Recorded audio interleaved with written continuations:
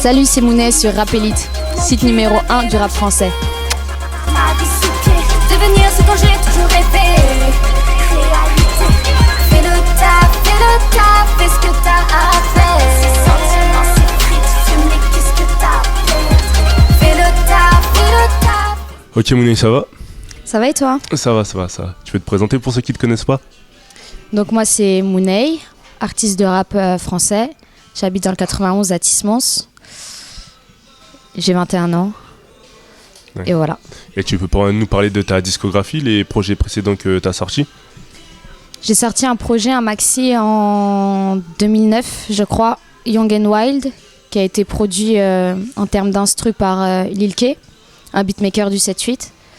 Et voilà, il est en téléchargement gratuit, il est toujours disponible.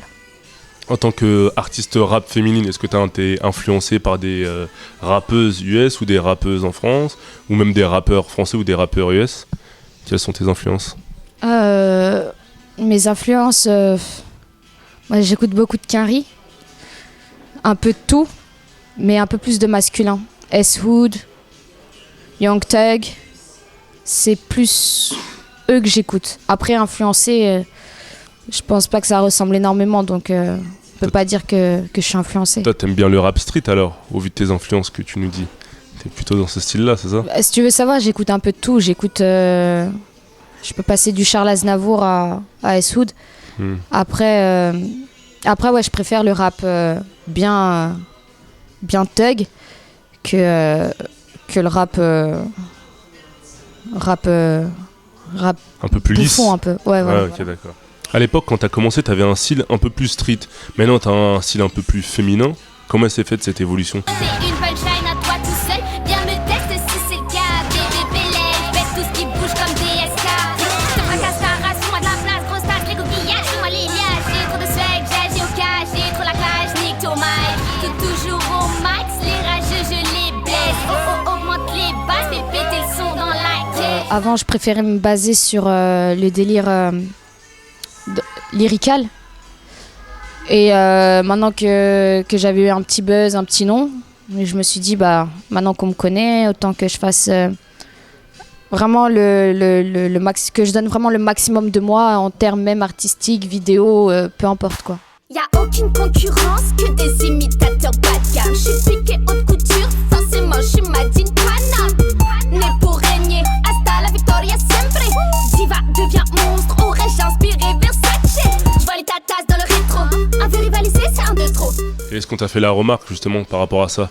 Le fait d'avoir un style street, mais il manquait peut-être un visuel un peu plus féminin ou un visuel un peu plus adapté à ta personne? Il y a tout de suite eu les comparaisons avec Nicki Minaj, Iggy Azalea, etc.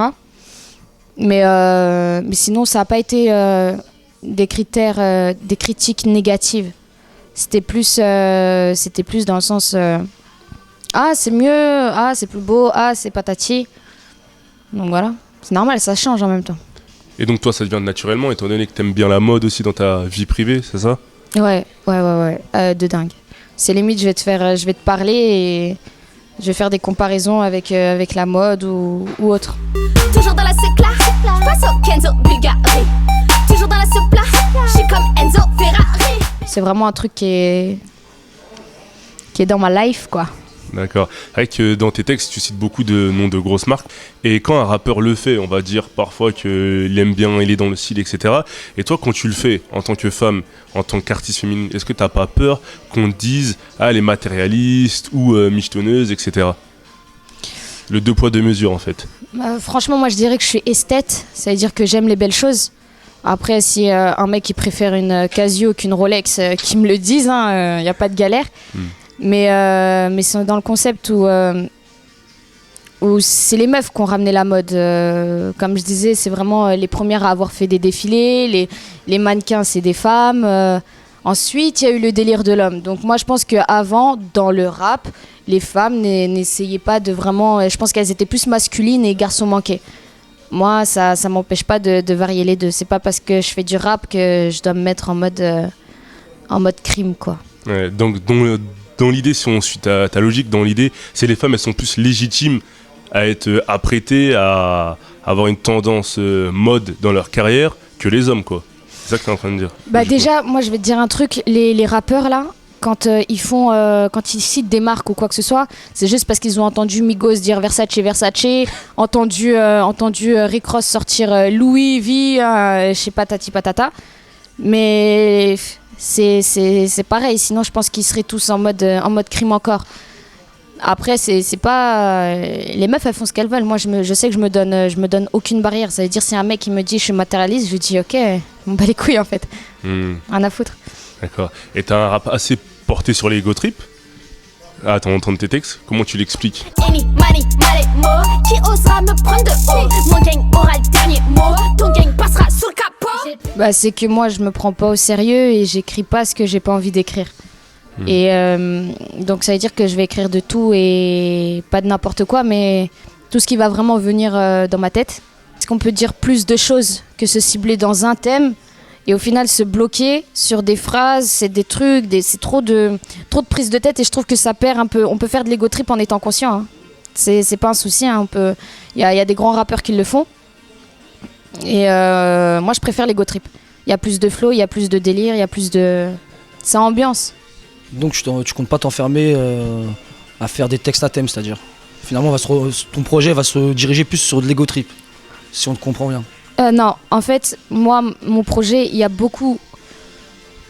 C'est pas du conscient, c'est de l'ego trip, mais en fait, c'est du conscient dans le sens où il y a un thème, mais tout le monde peut l'interpréter de la façon dont il le veut. C'est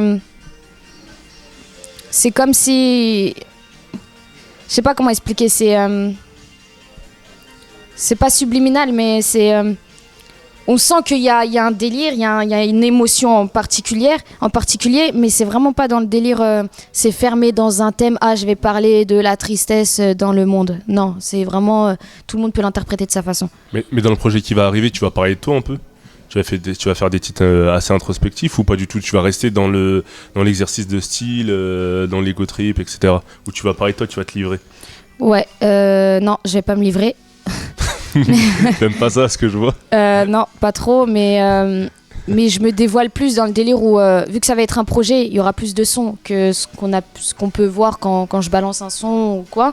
Il y aura beaucoup de titres et je vais plus dévoiler mon côté artistique. C'est-à-dire, il y a vraiment, vraiment, vraiment de tout et je me suis donné de gros défis en fait. Il est totalement coloré, comme on dit. D'ailleurs, en parlant de défis, récemment, t'as remixé le morceau de Alonso, La Belle Vie. Ouais. Tu peux nous dire pourquoi t'as remixé ce morceau-là?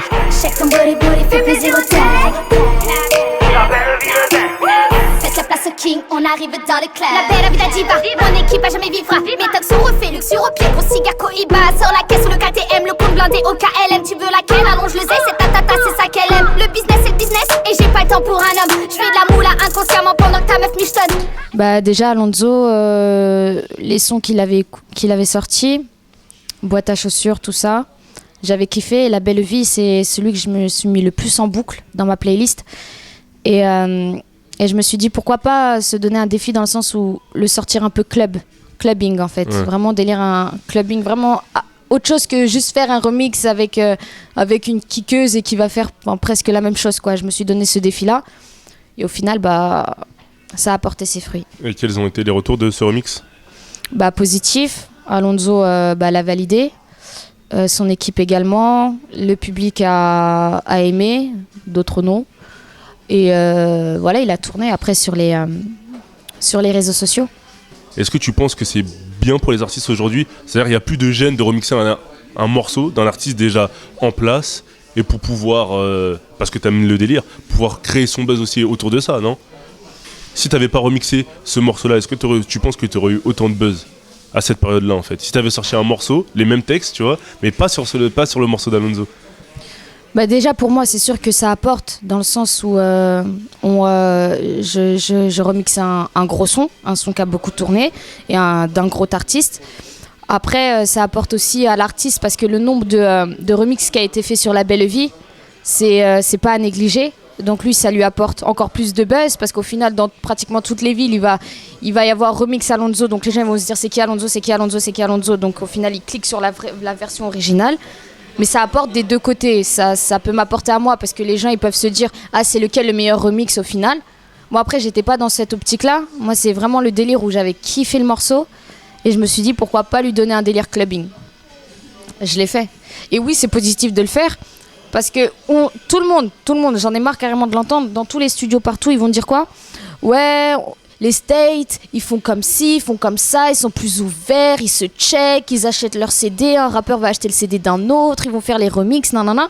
Et au final, il n'y en a aucun qui le fait ici. Personne ose. Personne ose, mais tout le monde le pense en secret. Parce qu'au final, ils ont quoi? Un ego, une fierté de merde. Alors qu'au final, le partage et justement le fait de collaborer, le fait de doser ces choses-là, c'est un business. Si tu décides de faire c'est comme un sac. Si tu décides de faire un sac en poil de chat ou j'en sais rien, si tu n'oses pas le sortir, tu vas jamais savoir s'il marche. Faut prendre le risque. Faut prendre le risque. Après, c'est pas se décrédibiliser. Après, voilà, il y a entre guillemets les sus 1 et qui là, ouais, ok, on les voit de loin et on se dit, ouais, celui-ci, il cherche vraiment plus à attirer l'artiste que faire quelque chose d'artistique en fait. Et ton prochain projet qui va sortir sûrement avec le label Rich Music Super Production, est-ce qu'on pourra voir Alonso sur ce projet-là? Franchement, moi j'ai travaillé sur un son avec son beatmaker, Spike Miller. Après, c'est à voir, on n'a pas parlé de ça. C'est vraiment en mode j'ai fait le remix, il l'a partagé et puis ça s'est arrêté là. D'ailleurs, tu as collaboré avec Mala pour le son Criminal Business. Est-ce que tu peux nous en parler? Ouais, donc moi en fait j'ai reçu une prod de Hiéroglyphe, un beatmaker très talentueux du collectif NKLM dans le 91 et j'ai tout de suite eu un délire vachement thug. J'ai posé le refrain, le couplet et je me suis dit putain il faut Mala.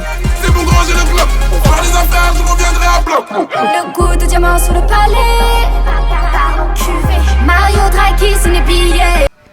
Et à partir de là, j'en ai parlé avec mon équipe. J'ai dit il faut un featuring et franchement, je verrais vraiment le délire. Il était parfait pour ça. Et donc, vu que mon producteur le connaît depuis longtemps, c'est de très bons amis. La collaboration s'est faite et au final, le son c'est un classique quoi. Carrément un classique. Ouais, c'est un classique. Tu pèses pas tes mots. Hein? Tu pèses pas les mots. Non, c'est un classique. Et c'est vraiment un délire. C'est un délire vraiment dans le délire thug, diva. C'est nouveau déjà dans le rap français. C'est vraiment nouveau. Et le clip aussi, c'est vraiment nouveau. En fait, il y a tout qui est nouveau là. C'est lourd. Franchement, c'est lourd. Donc pour conclure, il y a ton projet qui arrive pour 2015, c'est ça? Un projet qui arrive pour 2015. Janvier, normalement. Mixtape, EP, il y a une forme? Je pense une mixtape. Donc on peut s'attendre en tout cas à des titres assez divers et variés, c'est ce que tu nous as dit, c'est ça? Ouais, moi je suis pas dans le... Rien n'est petit, tout est à prendre et vraiment, même si c'est qu'une mixtape en téléchargement gratuit ou quoi, ce sera toujours fait comme un album qui devrait sortir dans les bacs. C'est-à-dire qu'on va on le voit de toute façon dans mes clips, on se prend vachement la tête et on néglige rien. C'est-à-dire que vraiment ça va être professionnel. On va vraiment se concentrer sur des bonnes choses et ça va sortir album au final. D'accord. Donc ouais, varié et puis plein de bonnes choses et plein de... En tout cas, tu vas pas te livrer sur toi-même. C'est mort. Ok. C'est mort. T'as un dernier mot à ajouter, Mounay? Merci beaucoup à vous et à Rapélite de m'avoir fait cet honneur de m'interviewer aujourd'hui en plein tournage. Te dire dans ma cave, y a un mec qui boite avec une seringue dans le bras, je vais encore devoir sortir mon tarpé sinon je sais pas comment je vais survivre. Non, je t'ai pas dit ça.